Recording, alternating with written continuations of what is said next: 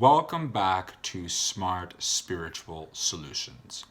In this video, I want to talk a little bit about revenge because it's an issue that some of us may have where maybe someone has done something wrong to us and we really want to do something wrong to them. But we read in the Bible that we're really not supposed to be taking revenge or paying people back. As Paul said, "Dearly beloved, avenge not yourselves, but rather give place unto wrath. For it is written, Vengeance is mine, I will repay, said the Lord."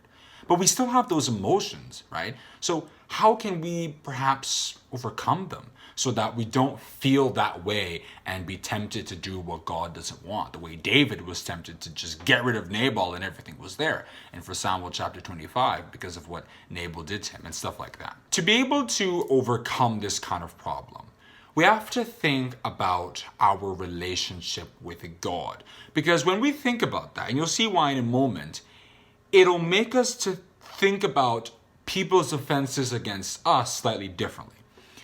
You see, the Bible tells us that we as humans are imperfect before God. That is, even if we're accusing others of doing things that are wrong to us, we ourselves are guilty before God. As the psalmist said, "I was shapen in iniquity, and in sin did my mother conceive me."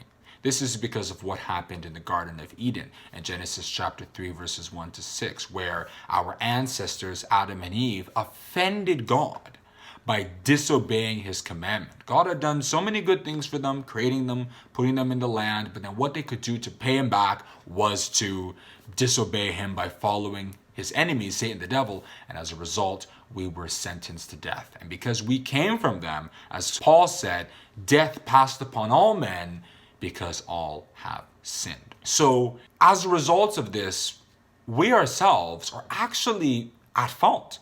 The psalmist had also said that if thou, Lord, shouldest mark iniquities, O Lord, who shall stand? And he added in Psalm 143, verse 2, that in thy sight, that is in God's sight, no man living shall be justified. So based on all this, when we see people do things wrong to us, it could be anything, but it really offends us.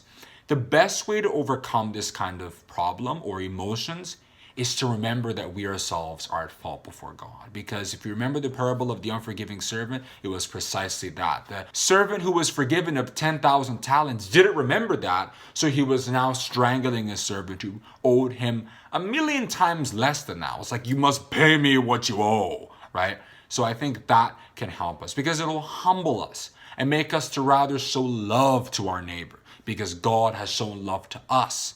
Because he has refused to just get rid of everything because it's offended him, but instead he has decided to put steps in place to recover us, including the death of his son Jesus Christ, if you read Hebrews chapter 2, verses 14 and 15. And an analogy that might help you see this a little bit more is, imagine that you have a thief, for example, right? He's stolen a lot of money, he's used that to build himself, and then someone else who is another thief, he steals from that original thief.